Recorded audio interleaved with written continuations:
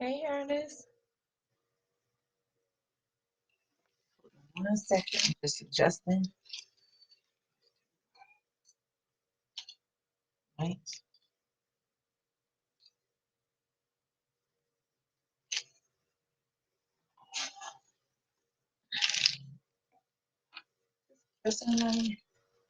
Hi, Tina.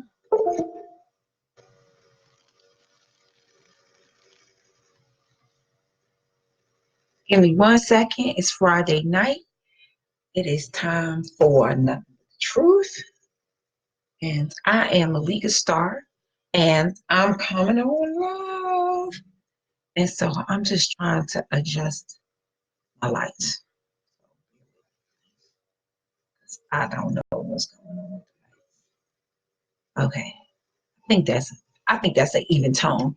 So you can see me and everything. And I am here for nothing but the truth. I hope that you will stay on to the end of the broadcast. I always promise that I won't be before you long, but I usually wind up going a whole 60 minutes. But I'm praying tonight that I can do it in 30. So work with me because I do appreciate your time and the time that you decide to spend with me. I don't take it for granted that you watch the broadcast weekly and that you come in and join with me on this as I explore this journey of self discovery and getting better. So, as you know, I am Malika Starr.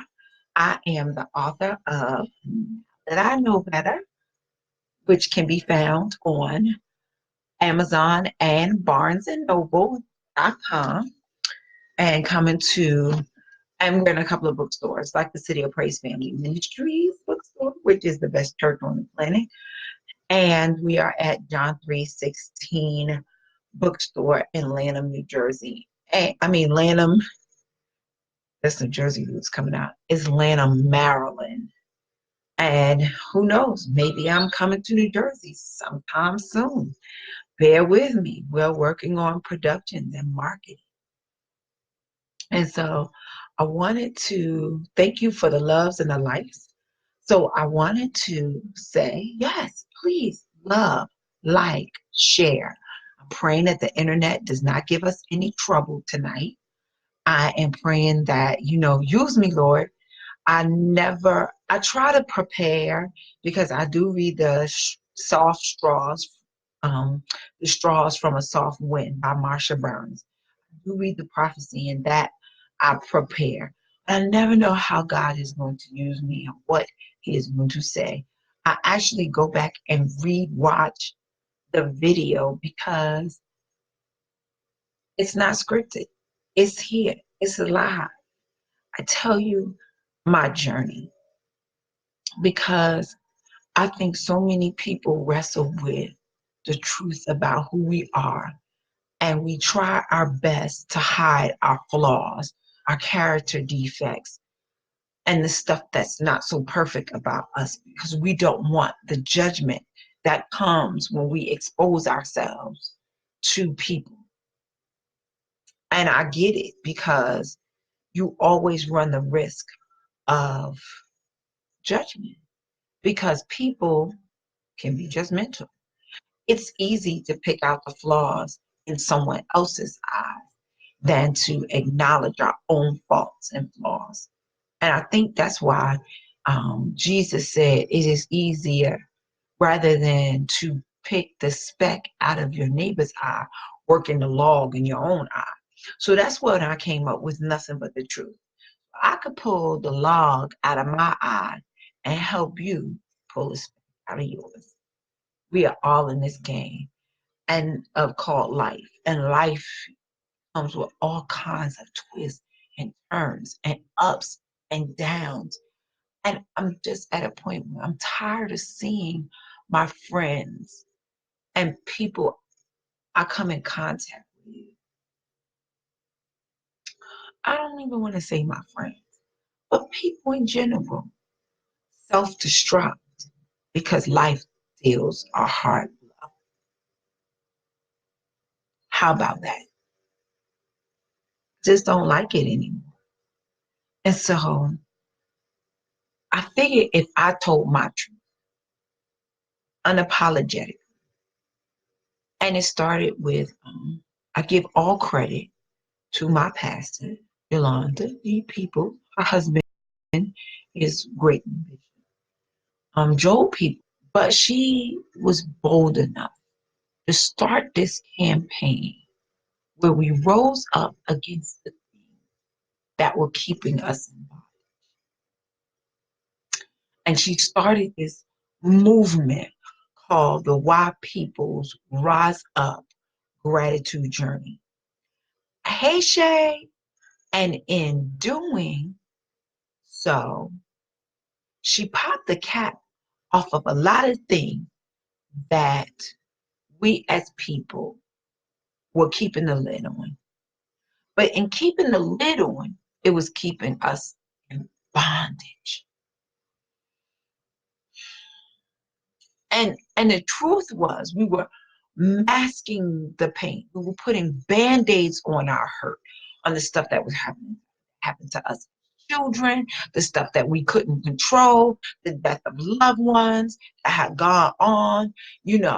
I am doing well. I hope that you are doing well as well, Shay. But we were putting band-aids on life's hurt. And in putting on the band-aids and putting on the caps and the personas of perfection, we were putting ourselves in bondage. Okay, so here's my disclaimer. I'm not talking about you. I'm talking about me. But I hope that in me talking about my life's journey, it will help free you up. That you may be able to look in the mirror at yourself, at your journey, analyze, do the SWOT analysis. Remember, the strengths, the weaknesses, your threats, your opportunities, or your trends and your opponents. You know what I'm saying? Whichever way you want to make out the acronyms to be, but that we start analyzing our lives. And not that we beat up on ourselves behind our failures, we make the necessary adjustments to change our lives. So back in July, on July 4th, God woke me up and he said, today you gain your independence.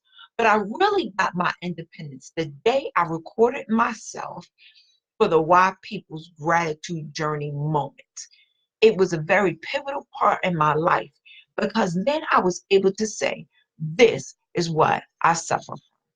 I suffer from low self-esteem and lack of self-respect for myself. And I really didn't care that much about myself. I mean, I cared about myself, but I didn't care because I had started letting life's hurts and disappointments affect the decisions I was making. I was thinking that because I wasn't accepted by a certain group, that I wasn't worth it. And God said no. He said, Malika, if you just trust me. A rejection after rejection. So it happened really because Jimmy left. Everybody for the last year has been trying to figure out who Jimmy is, and I'm never going to tell or disclose because Jimmy is a metaphor of the rejection and brokenness that I suffered. Whether they came from a job or whether it came from a man or whether it came from just life. And it would make me do things like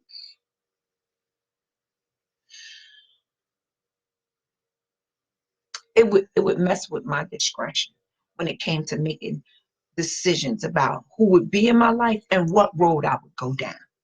And the minute I started saying, okay, I'm not going to use the normal crutches that we tend to use when we are in a hurtful pattern, that this time around, I would trust that God could heal me because I went to church all the time, gave my life to Christ or rededicated my life back in 1997 in Edison, New Jersey I think it was World Changers or something. It was like a World Changer.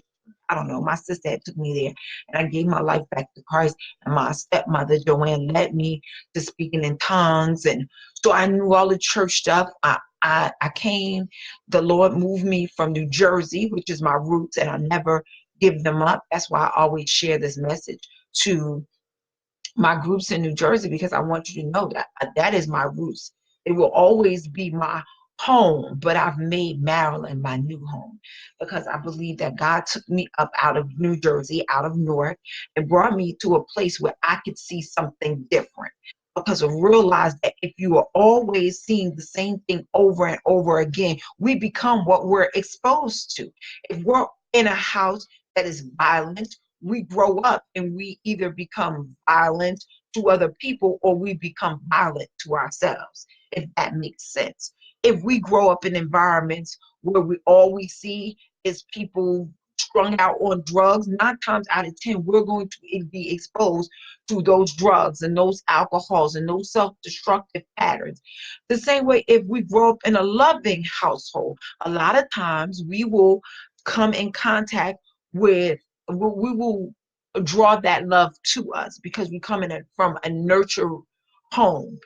And so 90% of us are products of what we were exposed to.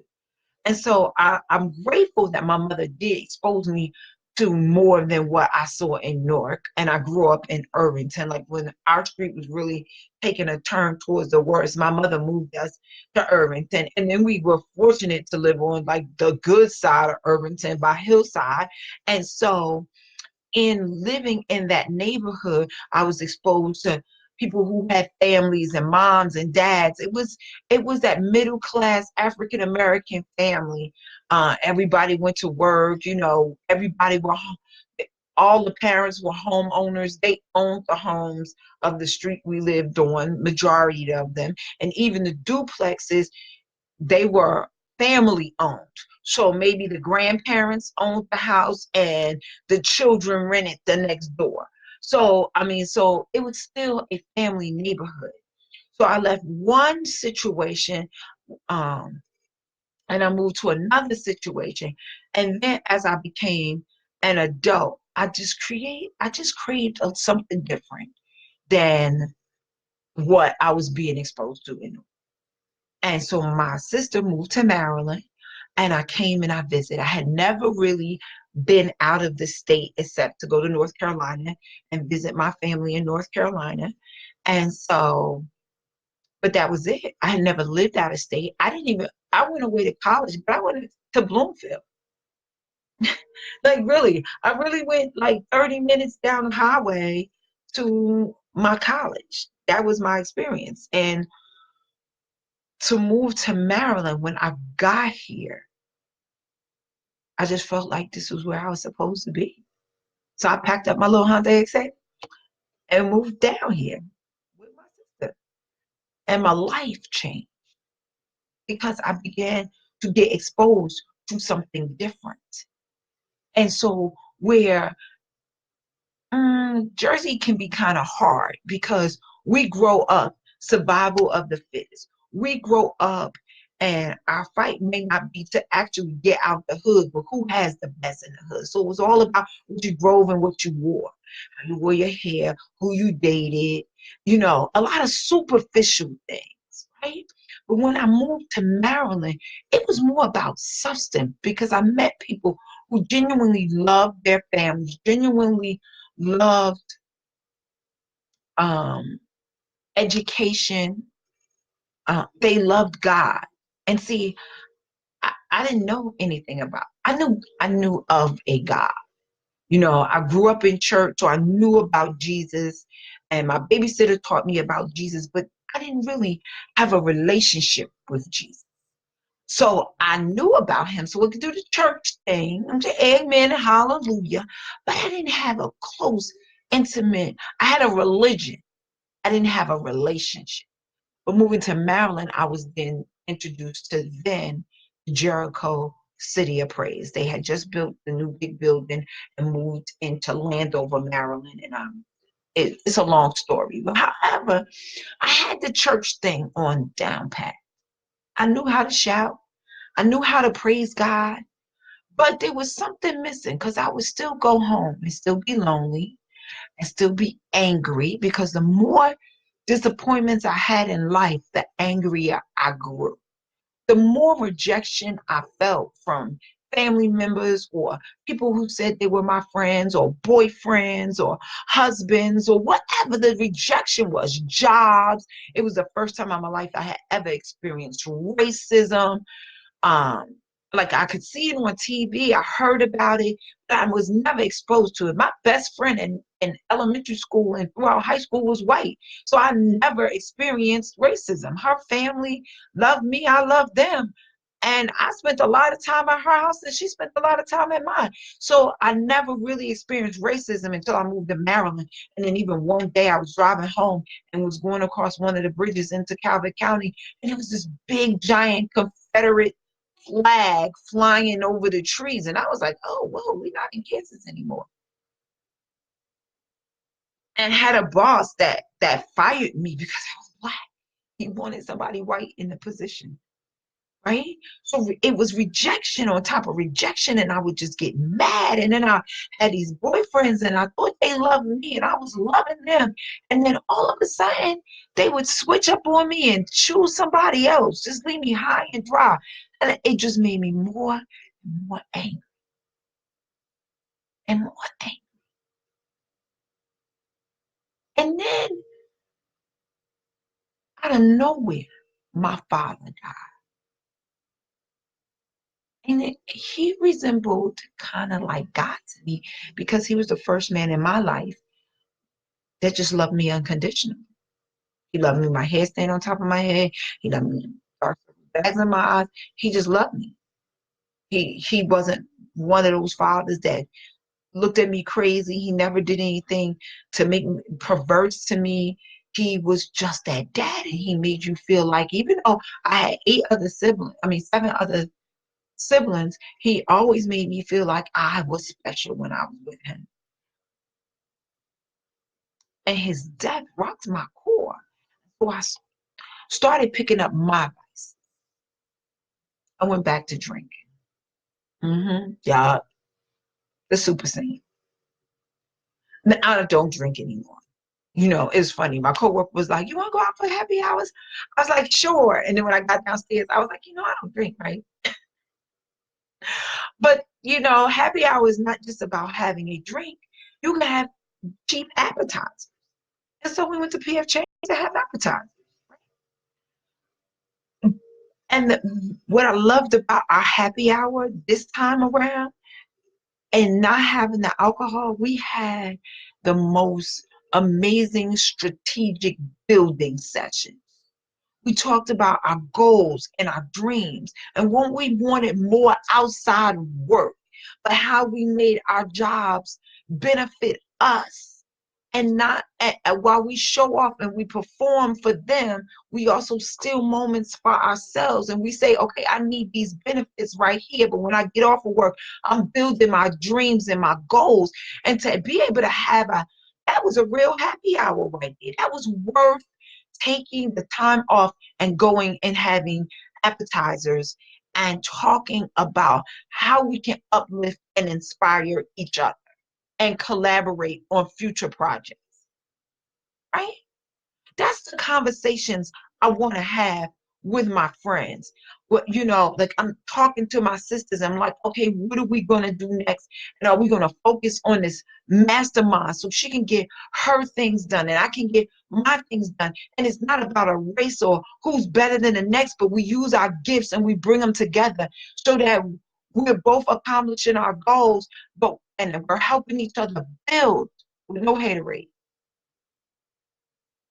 And instead of using all of our talents for our jobs, we're taking what we've learned from these jobs and we're pouring them back into each other to grow. So I've got projects, I've got some pans on the stove and they are cooking. And I cannot wait to unleash them all. But it's because I started surrounding myself around people that were moving in the direction that I was moving in. But I also realized that I was leaving behind some of the people that were self-destructive. No reason. That everything, I'm even watching a TV show and they got some bad news and it's a good show, right? And in it, what was the first thing she did when the pressure was coming onto her? She pulled out that bottle of Grey Goose out the freezer and poured her a glass. Because life just blows you some bad news. And so the vodka made her feel better. But I could relate because when my dad died, the Bacardi made it feel better. It took away the sting. But I knew that I could not drown and continue to drown my sorrows in the Moscato and the Bacardi because none of it was going to bring my dad back. I had to find a new normal and not one that destroyed the core of who I was. So what Pastor Yolanda's Rise Up gratitude journey did for me was it made me come face to face in the mirror with my stuff and unapologetically say, these are my flaws. So what? Because I serve a God that can fix them. And I put myself back into Celebrate Recovery, where it is the 12-step program that's just like in AAA, except for it's Christ-centered, it's biblically based. And instead of getting to the 12th step to discover who our higher power is, we recognize the first step is understanding that we are weak without Jesus.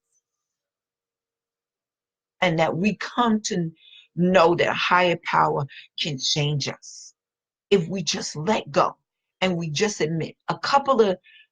Now that I know better ago, I talked about just confessing your faults. So much we try to do is we try to cover our faults, put on these pictures of perfection.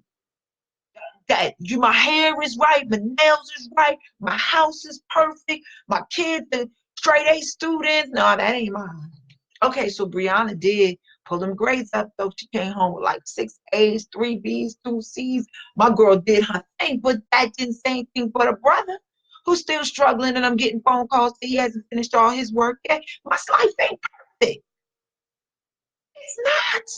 And I'm not going to pretend like it is. But what I am going to say is there's peace in the process. Because I anchored myself with a supernatural power bigger than me to help me pull through the mess in life. Okay, God, I can't get mad at you because my father is dead. Now, I don't know. Did you take my dad? Okay, well, even if you did, then you still got to fill the void. How about that? And how about it wasn't even about me, but my father's own personal relationship with God that maybe he was ready to go. One never knows until we get to the other side. But in the meantime, how am I going to live my life now that he's gone? Am I going to live it in a drunken stupor, high all the time, and can't function? Am I going to kill myself because he's not here? But I know people that do it all the time.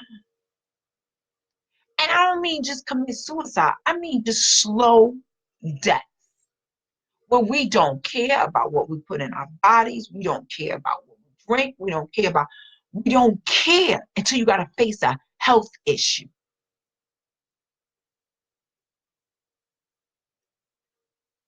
And I'm at that place when I'm facing a health issue. Don't nobody know what's wrong with me, but I know I keep getting these headaches. And that's the girl who don't drink, don't smoke, and not that I'm perfect because I don't do those things. Let me tell you that. That does not make me any better than anybody that does do those things. However, I found that if I give my hurt away, the Bible says, cast your cares on God because he cares for you. That in a moment when I'm wrestling with something, I can say, God, I cannot bear this by myself. I need your assistance. And somewhere miraculously, I can't even explain it. But all I can say is if you get yourself in a place where you can't bear it alone, instead of picking up the Bacardi, pick up the Bible. How about that? Instead of getting high to escape the reality of what you're going through in life. And a lot of things that we go through in life are consequences of decisions we made unconsciously. We slept with that guy who we shouldn't have slept with, and now we're dealing with the aftermath because we didn't do the homework, and and you couldn't find out he had a whole nother family, or he got a baby by somebody else. Then you got baby mama drama. I mean, come on now. If you talk about reality of life, you know what I'm saying? And then you find yourself in a position, you created this soul tie, you can't let go, she won't let go. And then you the side chick or she the side chick, and you fighting her and fighting him. And, oh, some crazy crap, or vice versa. Men and got themselves slept with some crazy girl. And now she got you, dragging you through the court with child support on a child you didn't agree to have, but because she has the right to choose whether she would or would not, you stuck with the burden. I mean, come on now. This is the reality. You see it every day. You see it on the news. You know some people that have gone through this. Come on now. Let's talk the truth. And then we want to blame other people for the crap that we got ourselves into. It was our fault and the devil made me do it. But when are we going to own up to the stuff that we were doing? And see, that's what the Rise Up journey did. It made me own up to the stuff that was keeping me down. And the minute I popped off the cab and said, okay, this is what I'm suffering from. And this year journey of nothing but the truth and telling my truth, not judging you, but saying this is what I went through. And so that I could get free, and in my freedom, that I free you. How about that? How about if you went through and you actually looked in the mirror and said, okay, I gotta confess this. This is how I really feel. And what that would do to your life if you just tried it. How many people I can actually honestly say they looked in the mirror and said, okay, this is what is going on with me. And this is the truth about me. The good, the bad, the ugly. The perfection and the imperfection. How about that? But a lot of people don't like to do that because that hurts. And we don't like to face the reality of our hurt. So we stuff it. We mask it. Well, I like the gratitude journey because she gives us a more excellent way to handle our stuff. It's made me forgive some people that I thought abandoned me for no reason. And when I learned how to chill and not get revenge and not put hate out there because they chose a different direction, well, good started coming my way. And you can go all through my timeline and you can see the progression of me. You can see the first Nothing But the Truth to today and see the progression. But that's me, but that's still not me. That's still to God be all the glory. It is. But then I started focusing and taking some time, maybe turn the TV off for a minute. And I'm not saying forever. I'm not saying give up, because sometimes we need the TV just to escape some things. And it's okay to watch TV. What you watching now? And are you behaving like what you see on TV? Because reality is not reality. It's still scripted. It's still scripted. If you watch some of these reality shows, you know if you're in the club, and I used to go to the club, it wouldn't be just 10 people in the party interacting. No, it's a couple of people around, a couple of actors, and they're having these conversations, and they're semi-scripted. They're improv, but they create the scenarios and the sensation of it all. It's TV. Ask me how I know.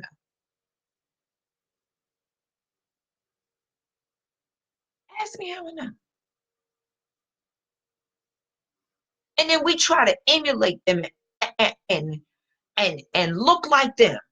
I'm walking down the street and people got on so much makeup. I'm like, oh, you're not being videotaped. You don't have to have on all the makeup you see the TV people have on. I remember I was FaceTiming somebody and he was like, um, and I had a hoodie on and um he was like, "You look beautiful." And I was like, "No, I don't look a mess," because I had my hoodie on, my hair wasn't all perfect and everything. And I said to him, "Don't get caught up in the illusion of the pictures I post on Facebook. Because the reality is, you know what, when I come in the house, the makeup comes off, the lashes come off. Well, I don't wear lashes anyway because I can't stand them. So you best believe when you see me with lashes on, it's only for that moment because they irritate my eyes. And so, no, I don't like them. I rub them off. I peel them off. You know. So, plus, I don't want anybody to be in love with the illusion. Know me. Know my heart. Know the content of my character. Know my integrity. Hey, Lola. Know my integrity. Now, can I dial up the outside? I ain't saying sisters come outside looking crazy. But what I'm saying is, I mean, you look presentable. But like some people just take it on all the time. You don't give your skin time to breathe. And there's nothing wrong with wearing makeup. I'm not saying don't wear no makeup because some of us need it. I do because I need to hide the dark circles from around my eyes. Let's not get that twisted. But I'm saying don't judge me by my outside. Judge me by my inside of my heart. It's funny because a lot of the guys that walked away for the superficial reasons always come back and say, you know what? I ain't never met nobody like you. And there are very few women out here that have the heart of gold you have.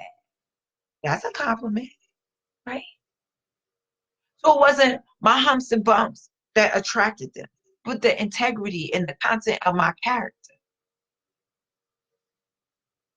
So while I have my imperfections, I have some perfection. Right. So anyway, I'm halfway through. I got 10 minutes left. But I wanted to share something I came across. So I was back reading again. And so I went into an old stash. And the old stash is Seven Habits of Highly Effective People. And I wanted to take just a small excerpt of the book and read it to you because I believe that when you open yourself up for change and not changing so much to please other people, but having an intimate relationship with yourself and not being ashamed of who you are. Because I think that's what the gratitude journey was all about. Being thankful for who you are. And I believe when we get to that point, we don't have to put on the image and air. We can just be us. So I can just be you. I can just be me here without judgment. You can be you without judgment. Right? Does that make sense? I don't know. Let me know if that makes sense. Okay, so Lola said, that's right. Look at the heart, right? But that we start being grateful just to be able to breathe, you know? Because those things we think that were set up to kill us, they weren't. They made us strong. They made us wiser. They made us know better. Now that I know better, we learn from our mistakes and our successes. Because if we do something right and it gets rewarded, we'll do that right thing again, right? If we do something wrong and it causes us pain, yet we go back and do that same thing that causes us pain, what are we learning? Are we learning that we're addicted to pain and that sometimes we are addicted to the toxic relationships? Or are we gathering the information to make a different decision the next time around. I decided to do something different, and I've received a different result. Not only did I learn how to respect myself, but I also gained the respect of other people around me, including Jimmy. Of that.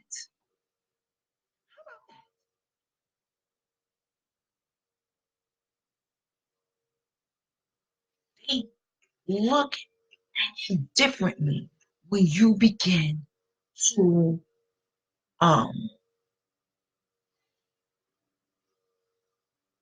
have confidence, and not an arrogant kind of confidence, but a, a kind of confidence that lets people know who you are. I hope that makes sense. So I'm reading a little bit of, I can't read the whole book. If you have not read it, please go out and get Seven Habits of Highly Effective. This is one of the first books I got when I was in sales. So the great thing I learned about in network marketing is network marketing forces you to do personal development,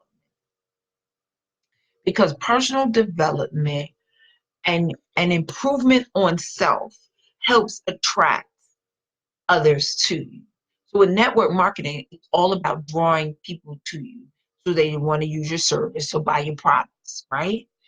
But if you're downtrodden, if you're negative, if you're always thinking self-loathing, you're always angry, you are bitter, those are the things you attract to yourself. But if you're working on personal development and you're getting out there and you're loving yourself and you're educating yourself, and you start attracting more educated people, you start growing up in your um, income levels, and you start attracting people that want to do business with you. I know I shouldn't be this superficial, but this drives me crazy. I always feel like the shifts for me. Okay. So anyway, um, you you begin to attract goodness to you. Your mindset shifts. So this was one of the first books I got. This one, Think and Grow Rich, As a Man Thinketh, Who Moved My Cheese, and Rich Dad Poor Dad. Those were the books in my library.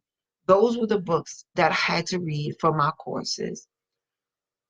And those are the books that kind of changed my life into the whole self-improvement movement, right? And then it's also helped me write now that I know better. Um, I also like to give big props. The real motivation between now that I know better is because I read Really Jolly's book, Turning Your Setbacks into Greenbacks.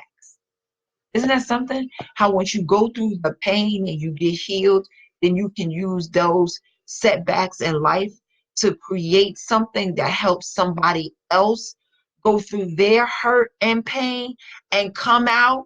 And when you help them come out, you get paid. We pay for knowledge. That's why we go to college. That's why we buy books, because we want to learn what they learn, right? And if you're not willing to invest in yourself, who are you fooling in this game? Because you'll go spend $45 on a bottle of Hennessy before you'll spend $25 or $15 on a book that can change your life and show you how to run a Hennessy. How about that? We'll go spend $700 on a pair of shoes to wear for one day before we'll take $700 and invest it in a stock that could possibly get you $7,000 legally. It's a shift in mindsets. I remember I used to work at a call center, and those girls used to have $200-300 pocketbooks. But girl, you only made $300 a week, $400 a week, but you carrying $1,000 bag to impress your friends, and no money in the bank. You just took 4 paychecks to buy a bag, and you live in the hood, in the projects. Come on, for real? I mean, when are we going to change our dynamics and our thinking? We hold our own selves back. I was holding my own self back. I had to ask myself, how many times did you eat out just this week? Malika, how many times did you eat out this week? And would it have behooved you that $100 you spent blowing on something that you took it and paid for a class? Now, I didn't blow $100 eating out because I'm not that rich, but I'm just saying, coincidental. If it was $25, if I took that same $25 and maybe took 5 of it and went and bought me some sandwich meat and a loaf of bread and made a sandwich and brought it to work, then I could take $20 and put that in the bank and then save that money until I could afford to pay for a class that could better my life. Who am I investing in?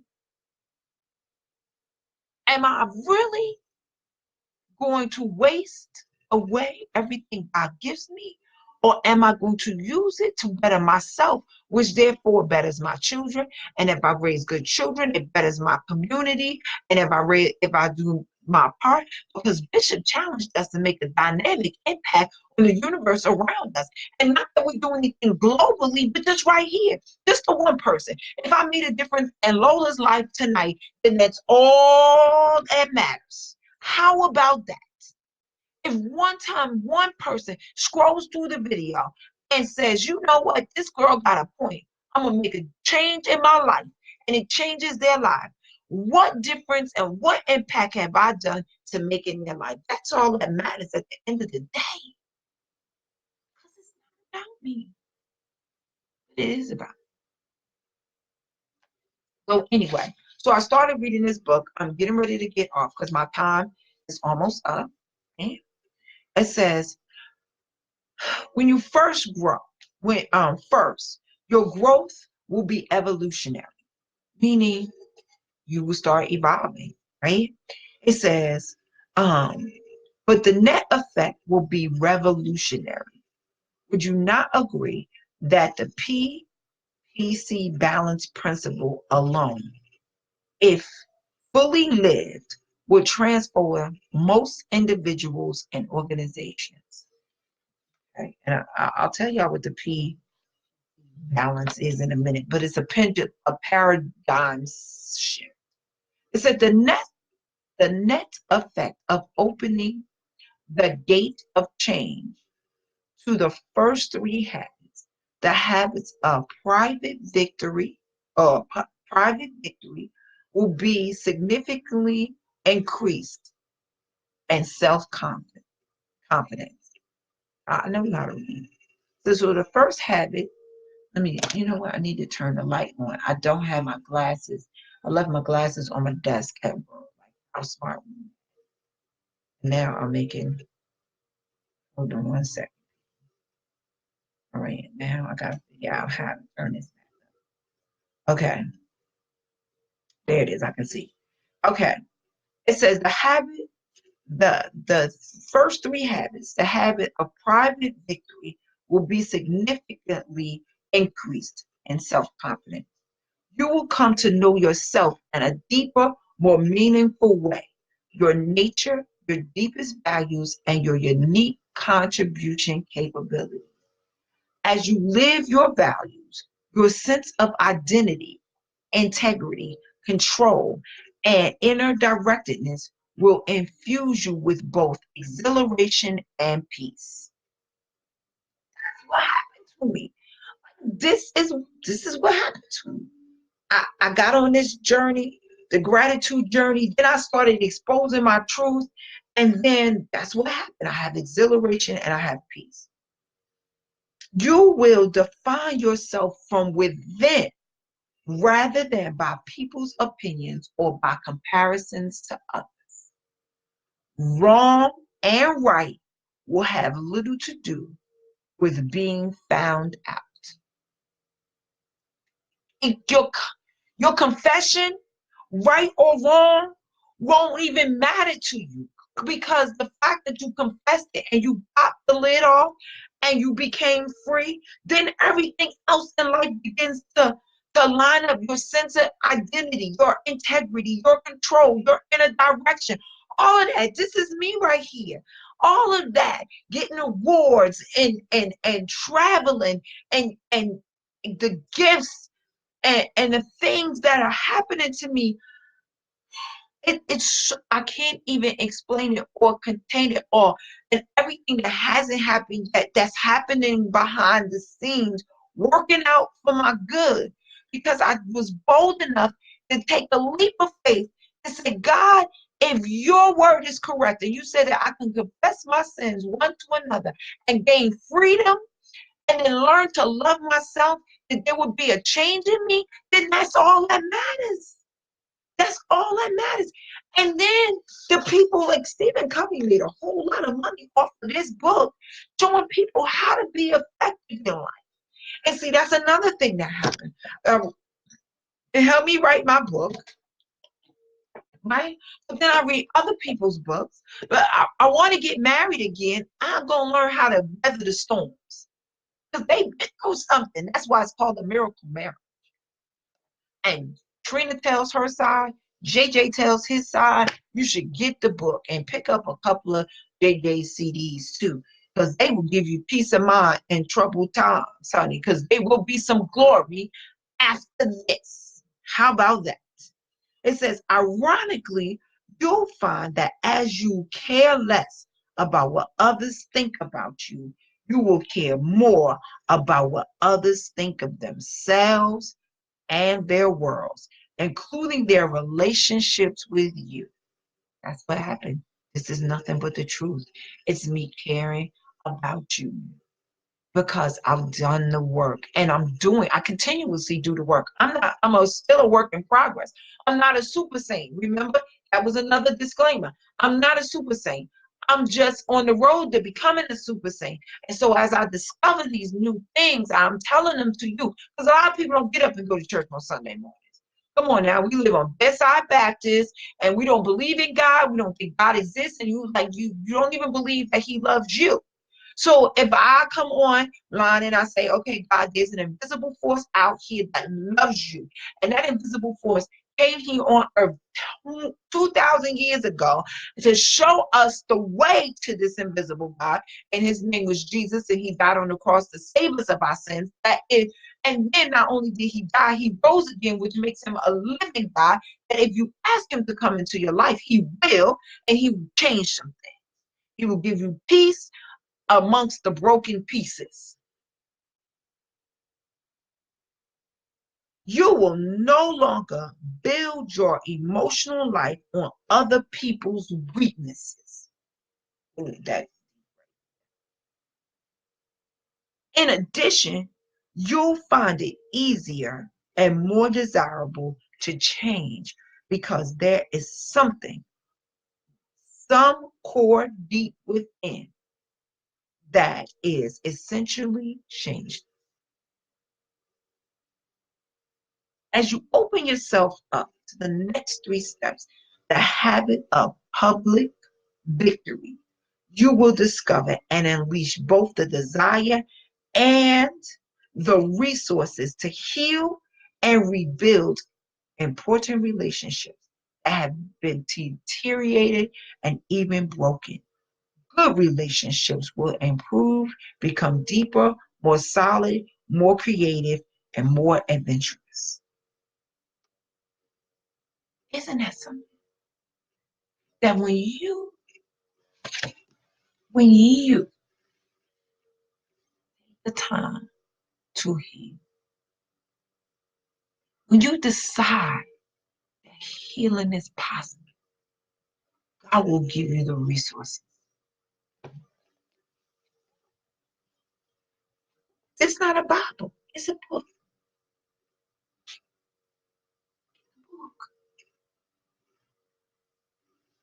Be effective in your, not just for me, but the people around you.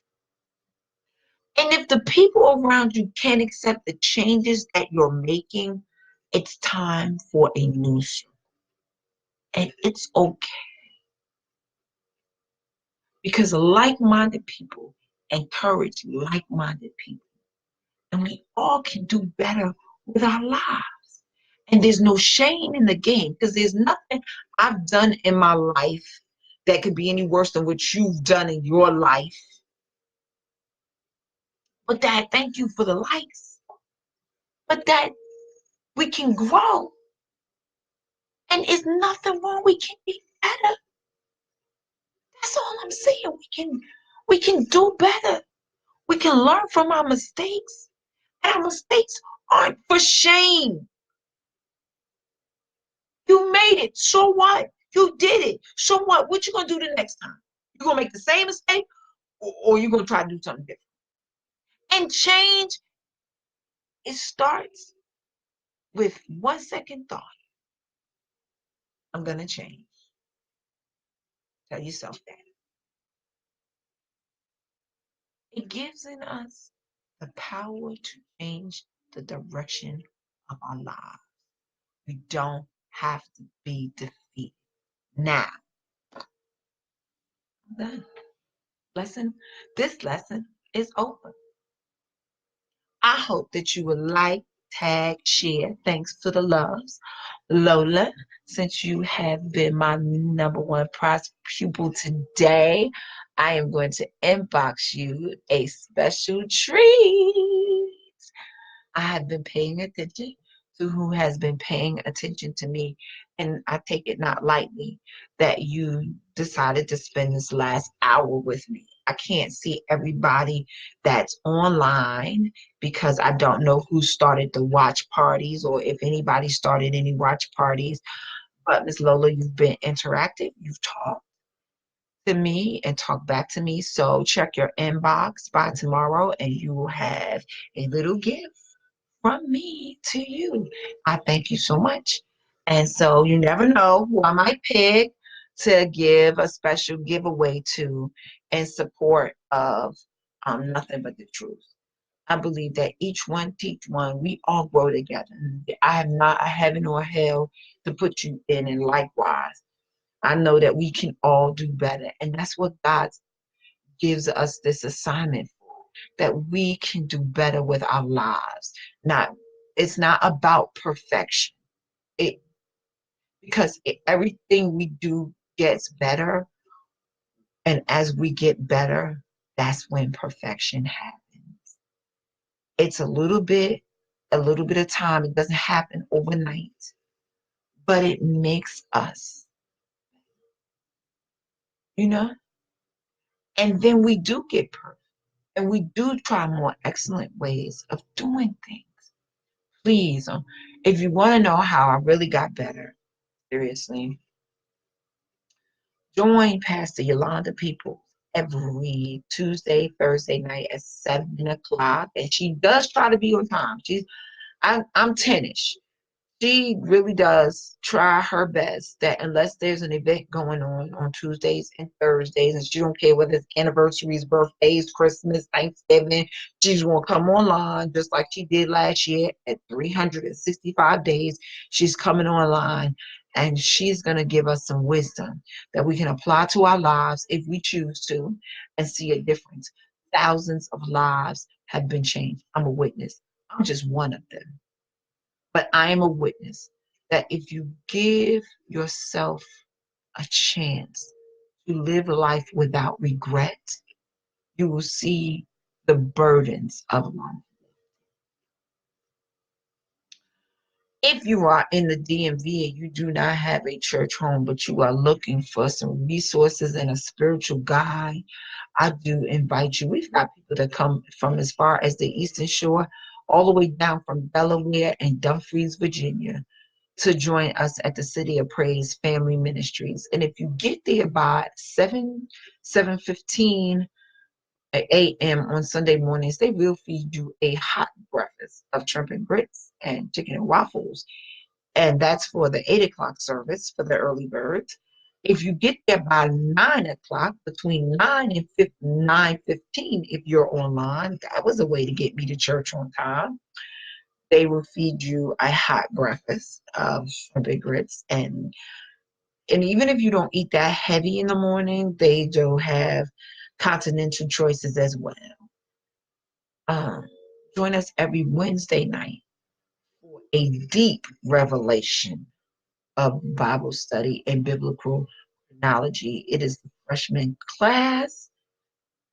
Um, I will be back next Wednesday to go live for the people who cannot go live with us. Also, I am not getting off this broadcast without giving a big shout out to my coaches who have helped me develop, both inside, which is, of course, Pastor Yolanda Peoples and Bishop Joel Peoples. They've helped me, they've coached me spiritually, but business wise, to help me grow my brand, help me develop the classes I am going to be teaching really soon, and finishing up the Now That You Know Better workbook, which was a lot harder than I thought, because now that I know better, told my story, but now that you know better, now I'm meticulously making sure I put in the things that change our life, um, that can change your life, because that book is truly not about me, but it's all about you. And so some really careful thought and getting backed by clinicians. Like, I'm really talking to people who have the licenses to make sure that what is in the workbook is going to work, because it is your personal work it out, your private sessions, because you don't, a lot of people are private. They don't want people to know what they're going through, but you can still admit it, at least to yourself. Okay, and then I got 3 minutes left. Um, I want you to look up Bob Yates and the Circle of Champions.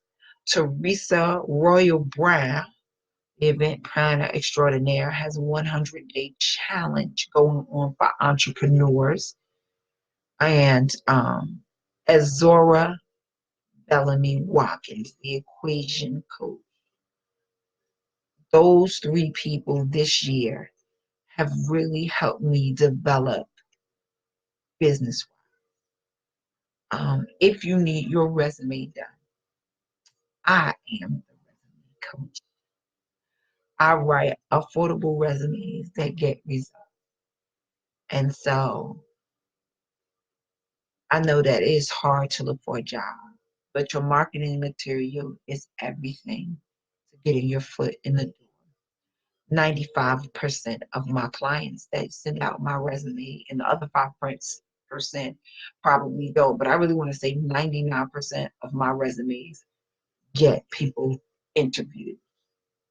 And it's up to them to get the job, but I want to say a good 90% of the people who got the interview got the job. And I did have one person or two people actually got more than they were asking because their resume represented them so well. So if you're looking for someone to help you get your resume, these are my sales pitches. But uh, a girl got to eat. So I'm going to put my plug in. However, please look up my friends, Bob Yates, Teresa Royal Brown, and Elzora Bellamy Watkins. If you need help developing your businesses, business plans, or you want to be around like-minded entrepreneurs. That's it. I did it in 60 minutes. Thank you so much for watching. Thank you so much for sharing. If you created a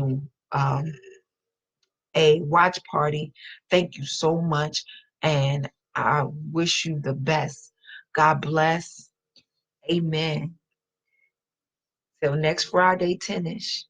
This is your host, Malika Starr, and this has been Nothing But